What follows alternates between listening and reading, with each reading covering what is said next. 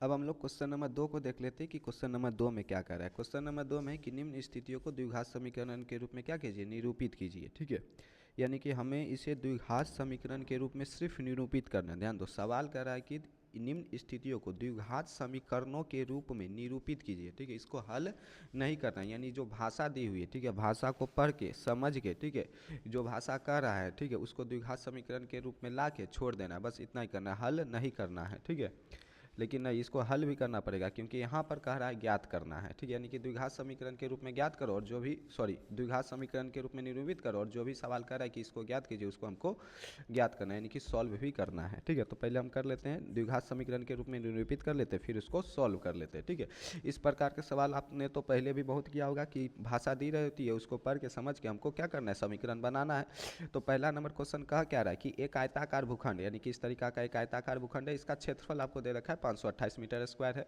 अब कह रहा है कि क्षेत्र की लंबाई, ठीक है, यानी कि ये जो आयताकार भूखंड है इसकी ये जो लंबाई है, ठीक है, बेसिकली एल, ठीक है, चौड़ाई से, ठीक है, ध्यान दो, चौड़ाई के दोगुने से एक अधिक, यानी कि ये जो चौड़ाई है, ठीक है, ये जो लंबाई है, लंबाई का इतना मान होगा, ठीक है, जितना चौड़ाई का दोगुना करके जब एक जोड़ोगा ना, जोड़ेगा तो उसके बराबर होगा। यानी ये जो लंबाई, अकेला लंबाई एल है, ये चौड़ाई के दोगुने के एक बराबर, एक चौड़ाई के दोगुने से जब एक जोड़ोगे तो इसके बराबर है। ये आपका सवाल कर रहा है। ठीक है, और इसी का इस्तेमाल करके आपको द्विघात समीकरण ज्ञात करना है। फिर हमें भूखंड की लंबाई और चौड़ाई ज्ञात करना है, यानी कि बेसिकली उसको सॉल्व करना है। ठीक है, तो हम पहले क्या कर लेते हैं कि मान लेते हैं आयताकार भूखंड की लंबाई एल। ठीक है, आयताकार, ठीक है, भूखंड की लंबाई को हम क्या मान लेते हैं, तो आयताकार भूखंड की लंबाई को हम लोग एल मान लेते हैं। ठीक है, मान लेते हैं एल मीटर है। ठीक है, और इसी तरीके से हम चौड़ाई को मान लेते हैं कितना मीटर है, तो भैया बी मीटर है। ठीक है, उसके बाद हम लोग क्या करते हैं, प्रश्न से चलते हैं। प्रश्न में कह क्या रहा है कि जो लंबाई है, ठीक है, आयताकार भूखंड की लंबाई जो है वो चौड़ाई के दोगुने से एक अधिक है। ठीक है, यानी कि लंबाई जो है वो चौड़ाई के दोगुने से एक अधिक है। ठीक है, हम आपको बता भी दिए। उसके बाद प्रश्न में क्या दे रखा है, उसके बाद दे रखा है क्षेत्रफल। ठीक है, अब आयताकार आयत का क्षेत्रफल क्या होता है, लंबाई गुना चौड़ाई। ठीक है, तो हम यहाँ पर लिख लेते हैं आयताकार भूखंड का क्षेत्रफल बराबर, आयताकार भूखंड का क्षेत्रफल बराबर, ठीक है, यहाँ पर इसको पहले इरेज कर लो। ठीक है, आयताकार भूखंड का क्षेत्रफल बराबर, क्षेत्रफल क्या होता है, लंबाई गुना चौड़ाई। ठीक है, और क्षेत्रफल दे क्या रखा है 528, तो जो क्षेत्रफल दे रखा है 528 हम इसको यहाँ पर लिख लेते हैं, और लंबाई गुना चौड़ाई। ठीक है, पहले हम लंबाई को लिख लेते हैं, लंबाई को एल ही रहने देते हैं और चौड़ाई को पहले हम बी ही रहने देते हैं। अब देखो यहाँ से एल बी बराबर आ गया 528, लेकिन हमको लाना क्या है, द्विघात समीकरण। ठीक है, क्या एल इंटू बी बराबर, ये एक समीकरण तो है लेकिन ये कोई द्विघात समीकरण नहीं है। द्विघात समीकरण होने के लिए जरूरी है एक चर, कोई भी एक चर। ठीक है, तो इसको हमें एक चर के रूप में बदलना है। एक चर के रूप में बदलने के लिए हम लोग क्या करेंगे, ठीक है, या तो एल को बी के रूप में लिख दो या तो बी को एल के रूप में लिख दो। ठीक है, तो जब तुम इस सवाल में नजर दौड़ाओगे तो तुमको एल का जो मान है वो बी के रूप में मालूम है कि एल बराबर 2b+1, यानी कि जहाँ जहाँ एल आएगा ना वहाँ वहाँ हम क्या लिख सकते हैं, 2b+1 लिख सकते हैं। ठीक है, तो इस एल के जगह हम क्या लिख देंगे, 2b+1। ठीक है, और इंटू में आपका बी है ही। ठीक है, और यहाँ पर 528। अब जब इसको तुम गुना करोगे, ठीक है, इस 528 को एज इट इज रहने दो, 2b इंटू बी यानी कि 2b²। ठीक है, और ये प्लस का बी। ठीक है, इसको हल्का सॉल्व करोगे। ठीक है, तो ये 500, पहले इसको हम यहाँ लिख लेते हैं 2b² प्लस बी। ठीक है, इसको हम पहले एलएचएस साइड लिख लेते हैं और बराबर में आपका 528। ठीक है, इसको हम लोग क्या कर लेते हैं, इधर लेके आते हैं कि इधर एलएचएस साइड। ठीक है, तो ये आपका 2b² ऐसे ही रहेगा प्लस का बी। ठीक है, और ये माइनस का 528 बराबर में 0। ठीक है, अब बताओ ये द्विघात समीकरण हो गया कि नहीं हो गया। ठीक है, क्वेश्चन नंबर 1 में तो हम यही सीखें कि द्विघात समीकरण पहचानना है कि नहीं है। यहाँ पर एक चर है आपका बी, ठीक है, और मैक्सिमम पावर कितना है 2, यानी कि ये जो समीकरण है आपका एक द्विघात समीकरण आ गया। अब हमको क्या करना है कि हमको लंबाई भी निकालनी है और चौड़ाई भी निकालनी है। अब लंबाई चौड़ाई तभी निकलेगी जब इसको हम सॉल्व करेंगे। ठीक है, और हम आपको बता चुके हैं जब हम आपको रिवीजन कराए थे कि किसी भी द्विघात समीकरण को सॉल्व करने की दो विधियाँ, कितनी विधियाँ, दो विधियाँ। एक तो आप इसका गुणनखंड कर ले, अगर गुणनखंड करने आपको आता है, या तो आप इसको, ठीक है, जो द्विघात समीकरण होता है -b plus minus root under, ये वाला formula -b plus minus root under b² - 4ac/2a, इस पर बैठा ले। ठीक है, आपकी मर्जी में आप जो करना चाहे कर सकते हैं। ठीक है, हम लोग क्या करते हैं इसको, ठीक है, उसी समीकरण पे ही बैठा लेते हैं। ठीक है, समीकरण पे बैठा लेते हैं, तो यहाँ पर b बराबर फॉर्मूला क्या हो जाएगा, ध्यान दो, यहाँ पर x बराबर हम फॉर्मूला इसलिए लिखे थे क्योंकि समीकरण हमारा x में था, यहाँ पर समीकरण हमारा b भी है, तो हम b बराबर लिखेंगे -b। ठीक है, प्लस माइनस, ये ध्यान दो, ठीक है, वो -b, ये यहाँ पर जो b है, ठीक है, वो इस b का गुणांक का बात हो रहा है। ठीक है, लेकिन ये जो b है इसका हल है। ठीक है, तो -b, ठीक है, plus minus root under b² - 4ac/2a। ठीक है, या फिर अगर -b लिखने में, यहाँ पर b बराबर -b लिखने में में अगर आपको असहजता हो, ठीक है, यहाँ पर तो आप समझ चुके हैं कि ये जो माइनस भी है ये इस गुणांक के लिए, और ये वाला जो माइनस भी है ये जो लिखा हुआ है चर उसके लिए, ठीक है। लेकिन एग्जाम में ऐसे थोड़ा कन्फ्यूजन आ जाएगा, ठीक है। तो इसके लिए आप क्या करना कि लंबाई को एल ना मान करके एक्स मान लेना और चौड़ाई को बी ना मान करके वाई मान लेना, ठीक है। तो वहाँ पर ऐसा आपका सिचुएशन नहीं बनेगा, ठीक है। लेकिन यहाँ पर तो आप समझ चुके हैं कि ये जो भी हम लिखे हैं इस बी के गुणांक के लिए लिखे हैं, और ये जो बी है बेसिकली ये चर बी है, ठीक है। तो बी बराबर यहाँ पर माइनस बी के जगह क्या लिखेंगे, यहाँ पर हम पहले ए बी सी लिख लेते हैं। ए क्या होता है, बी स्क्वायर का कॉफिशिएंट आपका ए हो जाएगा यानी कि 2, बी क्या हो जाएगा इस बी का गुणांक यानी कि 1, ठीक है, और सी क्या हो जाएगा आपका कांस्टेंट वैल्यू यानी कि -528, ठीक है। अब देखो बी बराबर हम क्या लिखेंगे, माइनस का बी, तो माइनस का बी, तो यहाँ पर बी की वैल्यू क्या है 1, ठीक है। माइनस को पहले लिख देते हैं और बी के जगह हम क्या लिख देंगे 1 लिख देंगे। फिर आपका ये 1 plus minus as it is रहने देते हैं, रूट अंडर, ठीक है, बी स्क्वायर यानी इस 1 का स्क्वायर, ठीक है, माइनस का 4 इंटू ए यानी कि ये 2, ठीक है, इंटू सी यानी कि ये माइनस का 528, ठीक है, माइनस का 528 अपॉन में 2a, ठीक है, 2 इंटू ए कितना है यानी कि 2। अब क्या करेंगे -1 एज इट इज रहने देंगे, प्लस माइनस को एज इट इज रहने देंगे, ठीक है। इस 1 का स्क्वायर क्या हो जाएगा 1 का स्क्वायर, ठीक है। अब ध्यान दो 1 का स्क्वायर आपका 1 हो जाएगा। अब ये माइनस इंटू ये माइनस गुना हो क्या आपका प्लस हो जाएगा, ठीक है। फिर ये 4 दूनी 8 हो जाएगा, ठीक है, और इंटू में ये 528 हो जाएगा, ठीक है। जब 8 गुना 528 करोगे, ठीक है, यहाँ पर साइड में कर लो 8 गुना 528, ये 88 64 का 4 हाथ में 6 8 दूना 16 6 22 के 2 हाथ में 2 8 25 40 2 42, ठीक है। यानी कि ये आपका नीचे में आपका 2 दूनी 4 बन जाएगा, ठीक है। ये आपका -1 एज इट इज लिखाएगा, ये प्लस माइनस रूट अंडर ये आपका 1 एज इट इज रहेगा, ठीक है। और ये 8 गुना 528 हो गया क्या आ जाएगा 4224 आ जाएगा, तो 4224 रहने दो और बटा में 4 को एज इट इज रहने दो। फिर क्या करो इस -1 को एज इट इज रहने दो, प्लस माइनस को, ठीक है, वैसे ही रहने दो 1, ठीक है, और प्लस में 4224 क्या हो जाएगा 4225 हो जाएगा, ठीक है, और बटा में आपका 4 हो जाएगा। अब हम क्या करते हैं इसको एक न्यू स्लाइड पे लिख लेते हैं, है क्या, ठीक है, ध्यान दो माइनस का 1 है प्लस माइनस, ठीक है, रूट अंडर 4225 है, ठीक है, और बटा में 4 है। अब देखो अब क्या करना है, ठीक है, हमको इस 4225 का क्या निकालना है स्क्वायर रूट निकालना है, ठीक है, वर्गमूल निकालना, तो आप 8वीं कक्षा में सीख चुके हैं, ठीक है। जब तुम 42 का वर्गमूल निकालोगे, ठीक है, तो ठीक है थोड़ा देसी मेथड से मत निकालना, ठीक है, वैदिक मैथ का उपयोग करके निकालना, ठीक है। 5 और 6, ठीक है, 65 का स्क्वायर करोगे तो क्या आ जाएगा 4225, ठीक है। कैसे निकाला जाता है, ठीक है, 2 2 के पेयर में डाल देते हैं, पहले 5 का स्क्वायर 25 है, ठीक है। फिर इस 42 को 2 ऐसी संख्या में तोड़ते हैं, ठीक है, ठीक है, जिसका गुणनफल भी नहीं, ठीक है, 42 से जस्ट छोटा, ध्यान दो 42 से जस्ट छोटा ऐसी संख्या, ठीक है, जो पूर्ण वर्ग हो, तो 42 से जस्ट छोटा पूर्ण वर्ग संख्या क्या होता है 36, और 36 किसका वर्ग होता है 6 का, यानी कि 65 का स्क्वायर करोगे तो क्या आ जाएगा आपका 4225 आ जाएगा।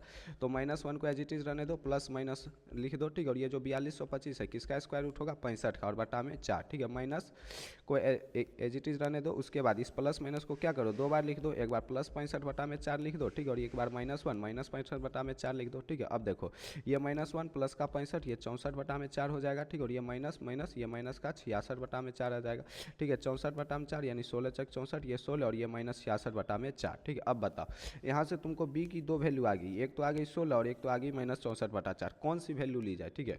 इसके लिए थोड़ा सा आपको कॉमन सेंस का यूज करना चाहिए। बी एक्चुअल में है क्या, ठीक है, बी है चौड़ाई, ठीक है, चौड़ाई यानी कि बी जो है ना वो एक तरह की दूरी है, ठीक है। बी चौड़ाई, चौड़ाई क्या एक तरह की दूरी है, और दूरी की वैल्यू कभी भी निगेटिव में नहीं होती है, ठीक है। दूरी की वैल्यू क्या होती है कभी भी निगेटिव में नहीं होती, यानी कि जो बी का मान है, ठीक है, बी जो है वो कभी भी -66 बटा 4 संभव नहीं होगा, लिख देना बी का मान -66 बटा 4 संभव नहीं है, इसलिए बी बराबर में आपका 16 मीटर, ठीक है, ये हो गया आपका आंसर, ठीक है। यानी कि चौड़ाई हमको कितना आ गई 16 मीटर आ गई। अब हमको चौड़ाई आ गई तो हमको क्या निकालना है सिंपल लंबाई निकालना है, ठीक है। लंबाई निकालने के लिए क्या करते हैं यहाँ बी का मान 16 मीटर रख देते हैं, ठीक है। तो ये 2 गुना 16 प्लस में 1, तो ये 16 दूना 32 से क्या हो जाएगा 33 मीटर हो जाएगा, क्या हो जाएगा 33 मीटर हो जाएगा। यानी ठीक है जो आयताकार भूखंड थी उसकी लंबाई 33 मीटर, ठीक है 33 मीटर, और जो चौड़ाई थी उसकी लंबाई 16 मीटर, ठीक है। अब आपका इक्वेशन सॉल्व करने के बाद सही आया है गलत आया, इसकी पुष्टि कैसी हो जाएगी, देखो लंबाई है, इसकी पुष्टि करने के लिए लंबाई है आपका 33 मीटर, चौड़ाई है आपका 16 मीटर, दोनों को गुना कर लो, देख लो छेद पर 528 मीटर आ जाएगा, ठीक है। अगर आ गया तो आपका आंसर सही है, नहीं आया ठीक है यानी कि आपका आंसर गलत है। अब हम इसी में देखते हैं क्वेश्चन नंबर 2। क्वेश्चन नंबर 2 में क्या कहते हैं, दो कर्मागत, ध्यान दो कर्मागत का मतलब होता है कंटिन्यूअस कंसिक्यूटिव, धनात्मक यानी कि पॉजिटिव, पूर्णांक यानी कि इंटीजर का गुणनफल 306 है, तो हमको पूर्णांक ज्ञात करना है, ठीक है। तो करना क्या है पहले हल मान लेते हैं। मान लो लगातार पूर्णांक का मतलब होता है जैसे 2 एक पूर्णांक है, इसके बाद 3, तो 2 और 3 लगातार पूर्णांक है, ठीक है। तो 2 से 3 पर आने के लिए हमने क्या किया 2 में 1 जोड़ा, ठीक है। यानी कि अगर x कोई एक पूर्णांक होगा, ठीक है, तो इसका कर्मागत अगला पूर्णांक हो जाएगा x+1, इसका कर्मागत अगला पूर्णांक हो जाएगा x+1, +1 में +1, ठीक है।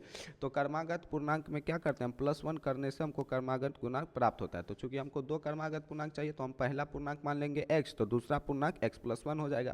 तो यहाँ पर हम मान लेते हैं माना, ठीक है, एक पूर्णांक या पहला पूर्णांक, ठीक है, आप जो भी लिखना चाहें आप लिख सकते हैं। तो माना एक पूर्णांक बराबर x, ठीक है। तो दूसरा पूर्णांक क्या हो जाएगा, चूंकि ये क्रमागत है, ठीक है, तो क्रमागत के लिए दूसरा पूर्णांक आपका सिंपल x+1 हो जाएगा, ठीक है। क्रमागत का क्या मतलब होता है, लगातार। अगर एक पूर्णांक x है तो इसके बाद का एक पूर्णांक क्या हो जाएगा, x+1, ठीक है, x+1 हो जाएगा। फिर इसका गुणनफल, ठीक है, तो पहले तो प्रश्न से लिख दो, ठीक है, प्रश्न से गुणनफल यानी कि x इंटू x+1, ठीक है, कितना है, 306 है, ठीक है।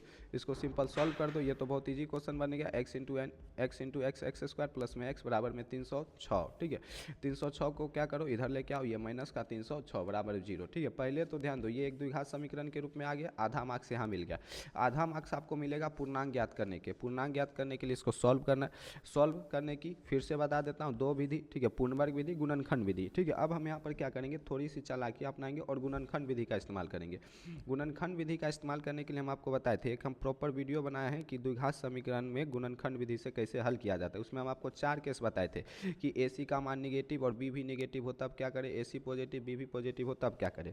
गुणनखंड विधि में क्या किया जाता है, यहाँ पर जो बेसिकली B है, यहाँ पर B क्या है, 1, इसको 2 ऐसी संख्या में तोड़ना है जिसको जोड़ने से वापस B आ जाए, लेकिन गुना करने से A इंटू C, यहाँ पर A की जगह 1 है, ठीक है, और A की जगह 1 है और C की जगह क्या है 306, अभी सिर्फ 306 लो, यानी कि गुना करने से -306, ये -306 आना चाहिए। यानी 2 ऐसी संख्या लो जिसको जोड़ने से प्लस का 1 आना चाहिए और गुना करने से माइनस का 306 आना चाहिए। कैसे प्राप्त करते हैं हम आपको बता चुके हैं कि A इंटू C ले लेते हैं, फिर उसको गुणनखंड के रूप में क्या करते हैं, तोड़ देते हैं, फिर उसको, ठीक है, 2 गुणनखंड संख्या के रूप में तोड़ते हैं ताकि गुना करने से प्लस भी आ जाए और जोड़ने से प्लस भी आ जाए और गुना करने से माइनस का AC आ जाए, ठीक है। इसमें हम आपको उतना विस्तार से नहीं बताएंगे वरना टाइम वीडियो बहुत लंबा बन जाएगा, ठीक है। गुणनखंड करने अगर नहीं आता है तो पहले वो वाला वीडियो देख लीजिए जिसमें हम सेपरेट बताए हैं कि द्विघात समीकरण का गुणनखंड विधि से हल कैसे किया जाता है। इसमें हम क्या करेंगे, एक्स स्क्वायर को सिर्फ एज इट इज रहने देंगे, 306 का हम क्या कर लेते हैं, अभाज्य गुणनखंड, ठीक है। अभाज्य गुणनखंड करेंगे तो पहले 2 से लगा देंगे, ठीक है, कितना बार में चल जाएगा, 3 बार में, यानी कि 153। फिर यहाँ पर आ जाएगा 17 9 153, 306, ठीक है। या फिर हम इसको सीधा क्या करते हैं, ठीक है, द्विघात सूत्र ही लगा लेते हैं या फिर इसको हम तोड़ने का प्रयास करते हैं, ठीक है। 306 एज इट इज रहने दो, पहले 2 से लगाओ, 2 का 2 2 5 10, 3 बार में, ठीक है। फिर कितना हो जाएगा 17 9 153, फिर ये 3 तिहाई 9, ठीक है। इसको हम लोग 2 गुना 17 गुना 3 गुना 3 लिख सकते हैं। अब हम क्या करेंगे, ठीक है, इसको 2 ऐसी संख्या में तोड़ेंगे, ठीक है। ध्यान दो, जो वो वीडियो नहीं देखा यहाँ पर भी सीख लो। इसको हम 2 ऐसी संख्या में जोड़ेंगे जिसको जोड़ने से प्लस का 1 आ जाए, क्योंकि चूंकि ये 306 का ही अभाज्य गुणनखंड है, ठीक है। तो 2 ऐसी संख्या में तोड़ो या फिर किसी भी संख्या में तोड़ो, ये गुना करने पर 306 ही आएगा क्योंकि इसी का अभाज्य गुणनखंड है। लेकिन ऐसा 2 संख्या का पेयर लो जिससे गुना करने पर 1 आए, ठीक है। जैसे हम यहाँ पर 17 गुना 34 और 3 तिया 9 ले लेते हैं, तो 34 और 9 इसको गुना करने से 306 तो आ जाएगा, ठीक है, लेकिन जोड़ने से +1 कैसे आएगा, ठीक है। और इस साइन का भी हम आपको कॉन्सेप्ट बताए थे कि AC निगेटिव में हो, ठीक है। ध्यान दो, A इंटू C करेंगे तो ये निगेटिव में आ जाएगा और B पॉजिटिव में हो, ठीक है। तो होता है क्या है, एक संख्या प्लस में एक माइनस में होता है और बड़ी संख्या किस में होता है, प्लस में होता है। तो यहाँ पर आपको करना क्या, अगर हम 17 गुना 34 और 3 तिया 9 इस रूप में इसको तोड़ते हैं तो +34 माइनस लॉन लेने से क्या 1 आएगा, नहीं आएगा। तो ये वाला पेयर आपका खत्म हो गया।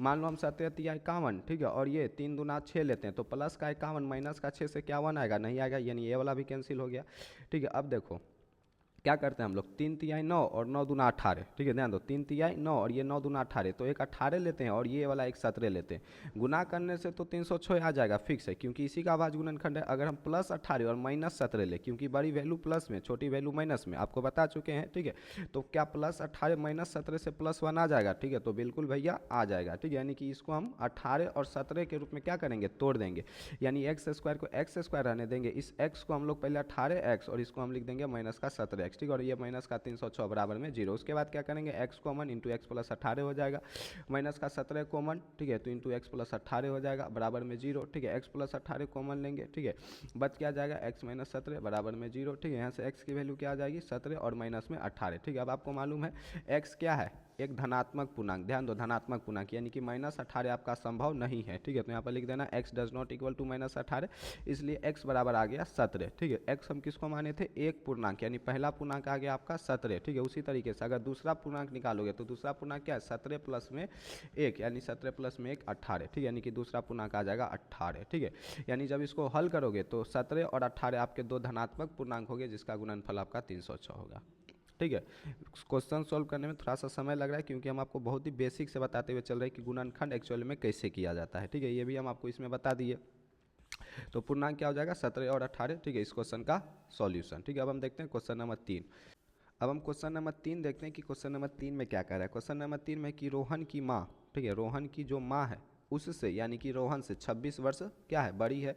अब कहता है उनकी आयु वर्षों में, ठीक है, का गुणनफल, यानी कि उनकी आयु का गुणनफल अब से 3 वर्ष पश्चात, यानी 3 वर्ष पश्चात जो दोनों की आयु होगी उसका गुणनफल 360 है या 360 हो जाएगी, ठीक है।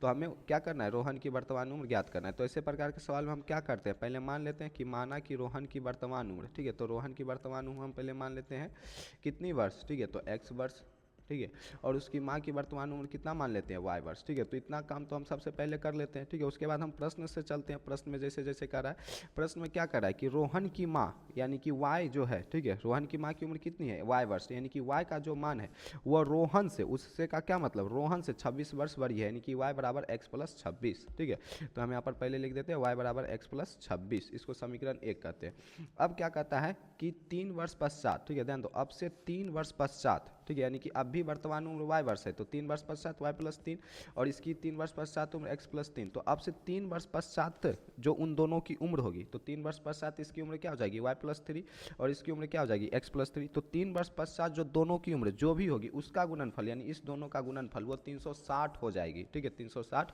हो जाएगी, यानी कि y प्लस 3, ठीक है, इंटू x प्लस 3 वर्ष पश्चात करा बराबर में 360, ये हो गया, ठीक है।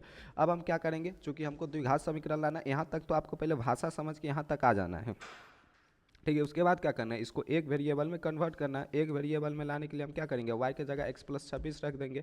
तो इस y के जगह हम x प्लस 26 रख देंगे, क्योंकि इक्वेशन 1 से आपको मालूम है y बराबर क्या है x प्लस 26, ठीक है। तो y की जगह हम x प्लस 26 और ये प्लस का 3, ठीक है, इंटू में आपका x प्लस 3 बन जाएगा, ठीक है, बराबर में 360, ठीक है। ये आपका x और ये 26 और 3 29 बन जाएगा, तो x प्लस का 29, ठीक है, इंटू x प्लस का 3, ठीक है, बराबर में कितना 360, ठीक है। अब हम क्या करते हैं, इसको गुना कर लेते हैं। ये x into x x square बन जाएगा, ये प्लस का x इंटू 3 3x बन जाएगा, ये 29 इंटू एक्स आपका 29 x बन जाएगा, और ये 29 तिया, ठीक है, 9 तिया 27 के साथ हाथ में 2 यानी कि 87 बन जाएगा, बराबर में 360, ठीक है। ये आपका x square as it is रहेगा, ये 3x और ये प्लस का कितना है 29x, तो 29 3 आपका 32x बन जाएगा, ठीक है, और ये प्लस का 87, ठीक है, और ये माइनस का इधर आके हो जाएगा 360 बराबर में 0, ठीक है। अब इसको हम क्या कर लेते हैं, यहाँ पर ले लेते हैं,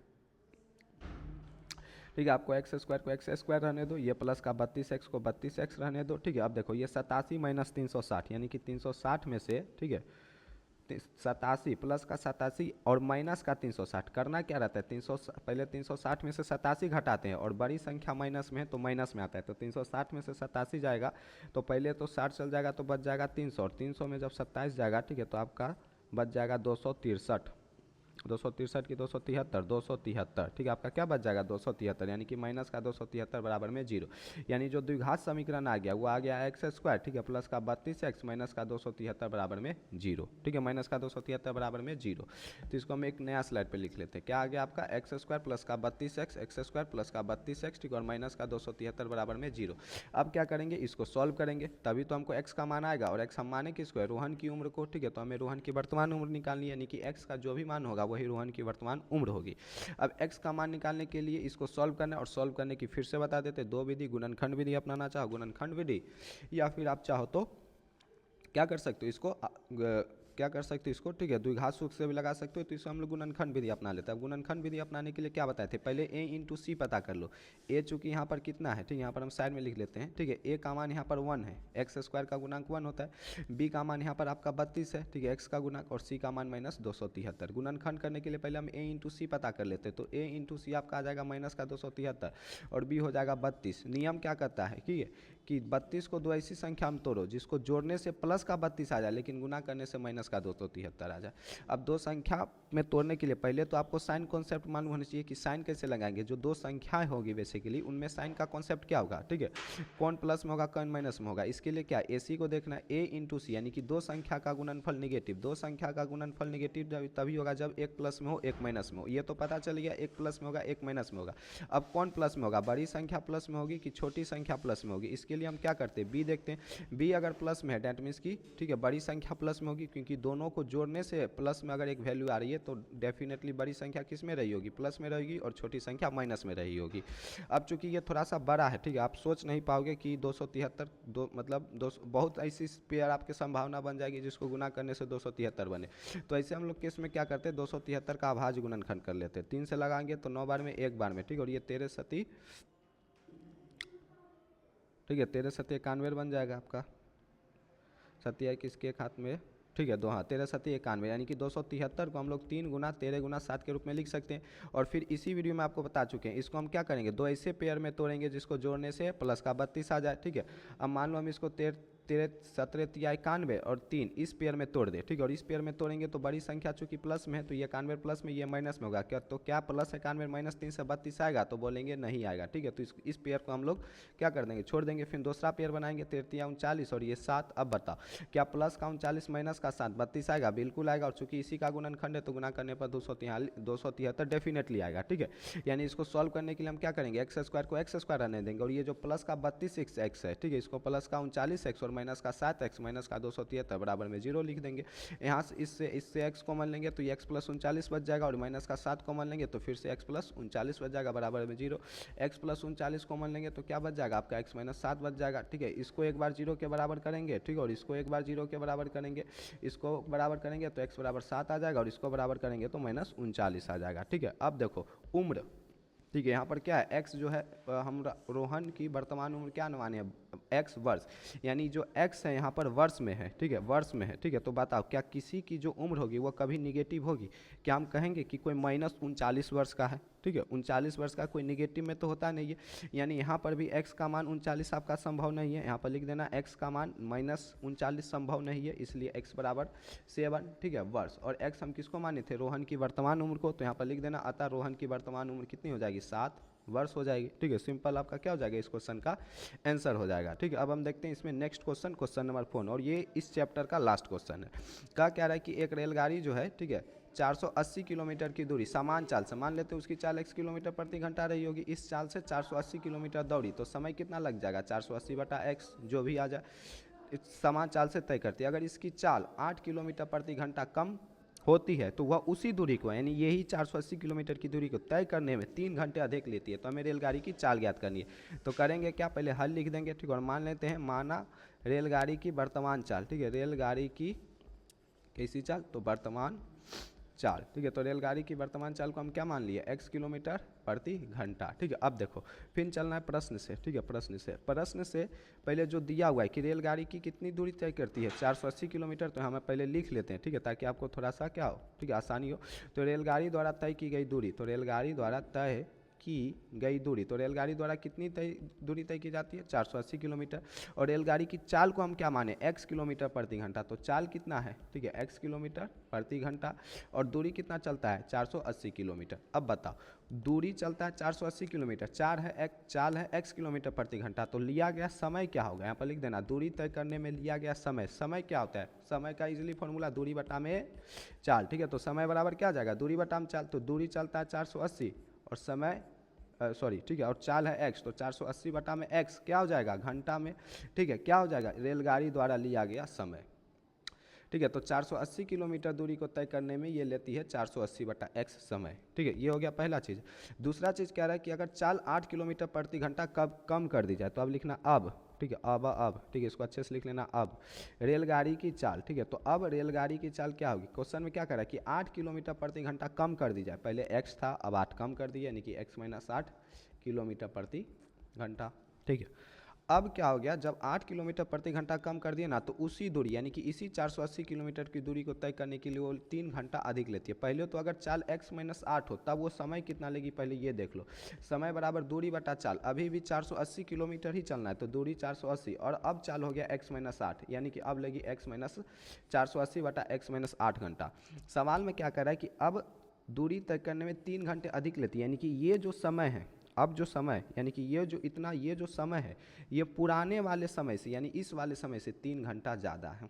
यही आपका क्वेश्चन कर रहा है, ठीक है। क्वेश्चन और कुछ नहीं कर रहा है कि पहले जो हम समय लेते थे ना वो इतना लेते थे, लेकिन चूंकि हमारी चाल में 8 किलोमीटर कमी आ गई, ठीक है, तो अब जो हमारा समय लग रहा है ना वो पुराने वाले समय से 3 घंटा क्या लगता है, अधिक लगता है। यानी कि अगर तुम सवाल से चलोगे तो 480, ठीक है, अपॉन में x-8, ये जो टाइम है ये 480 अपॉन में x, ठीक है, इस वाले टाइम से कितना, ठीक है, 3 घंटा अधिक है, ठीक है। यही आपका सवाल कर रहा है, इसी को सॉल्व करके आपको रेलगाड़ी की चाल ज्ञात कर लेनी है।